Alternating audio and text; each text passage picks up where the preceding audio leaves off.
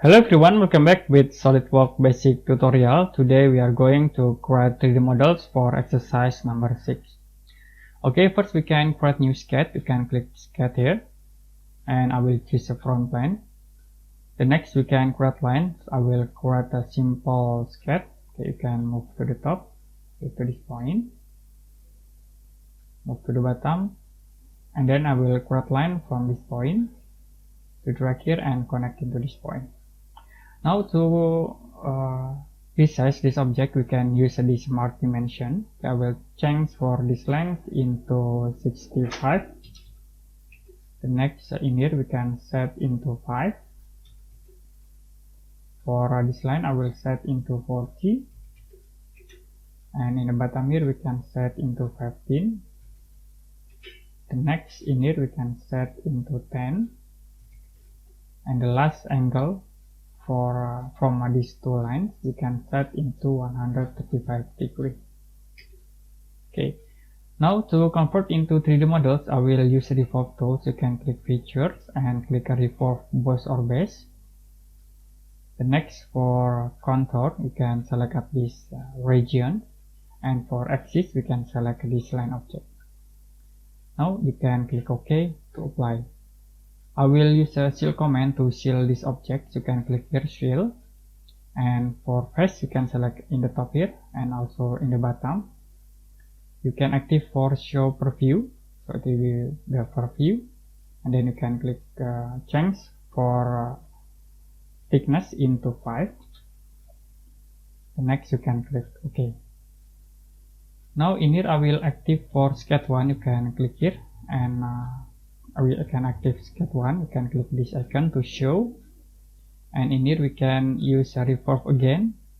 You can select at this sketch, and for contour we can select at this region. The next for axis we can select this line object. I will change for angles into 30 degree, and then we can set into mid plane. The next you can click OK. Now to duplicate this revolve tools you can use Jiggle Pattern. In here we can select for axis at this face. For feature and face it will be automatically select for revolve for 2. The next you can set into equal spacings, and for items I will set into 4. You can click OK. Now we can create new planes. I will select this right plane, and then you can click plane tools. The next for the second reference we can select at this point, and you can click OK. In here we can create new sketch. I will create circle at this point. Okay, we can create 2 circles in here. The next you can change diameter for this circle into 10. And the next circle we can set into 6. Okay, we also can create line start from this point into here.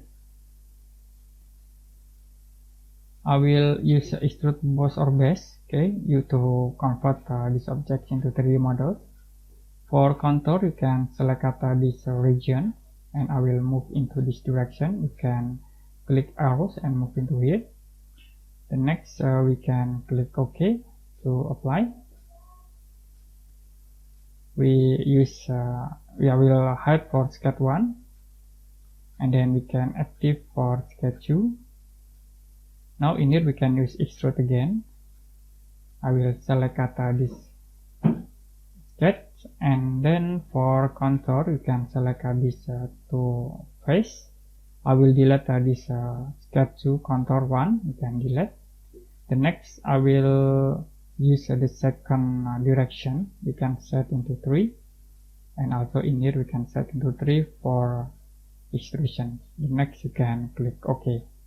Now to create hole in here we can use extrude cut. You can click here extrude cut. I will exit first, and we can click extrude cut. We can select at the circle. Okay, you can move to this point, and you can click OK. So it will be automatically create holes in here.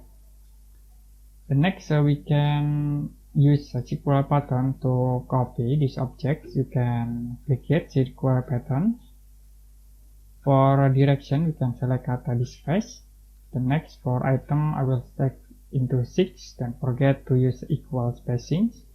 For features, I will click these tools, Feature Manager, to show 3 in the right here.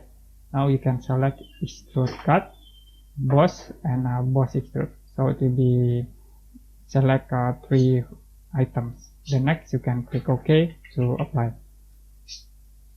Finally, you can select this face, and then we can create a new sketch. You can create circle. Start from this point. We can move into here, and now I will click OK. We can use extrude cut to move to the top to cut these objects, and we can click OK again. Now we can hide for this sketch plan 1, and also we can hide for sketch 2. And then we already create these simple 3D models for exercise number 6 with Solidworks software. And if you have any question about this tutorial, you can comment below this video.